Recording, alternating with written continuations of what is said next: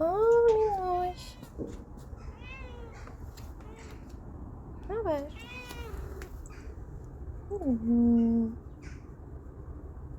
Ne haber? Minnoş.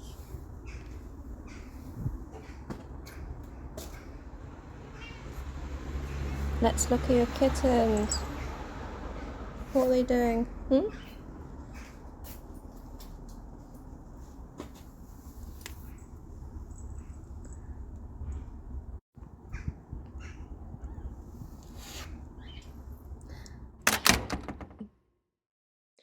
I've been itching to make something for a while now, so when I came across this fabric, I knew I had to make a dress. It gave me a romantic soft country aesthetic. I wasn't sure with what pattern to go with, so I leafed through my patterns folder.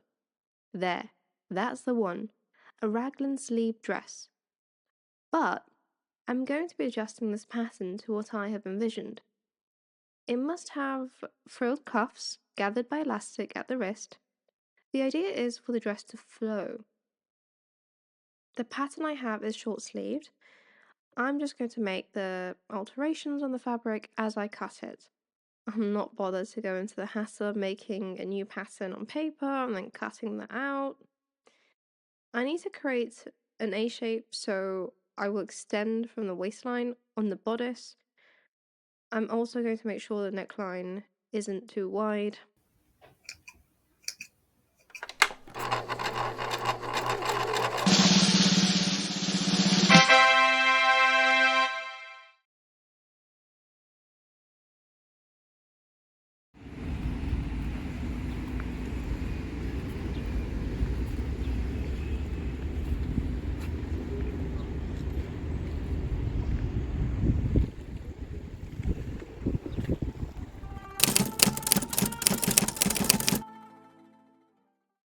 Growing up, Şekerpare was definitely one of my favourite traditional Turkish desserts. It used to be made in the palace kitchens, but for me, my mom's Şekerpare is one of the best.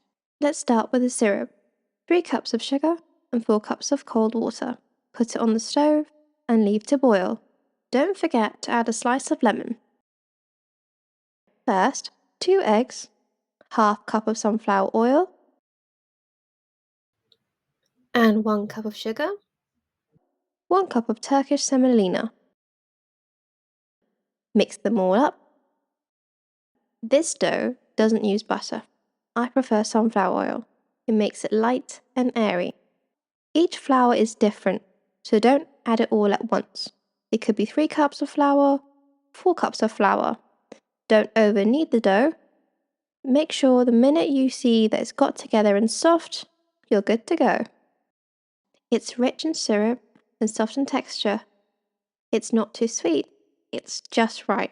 Leave it to rest for at least 20 minutes, and then we roll it up into little balls. We place it onto the tray.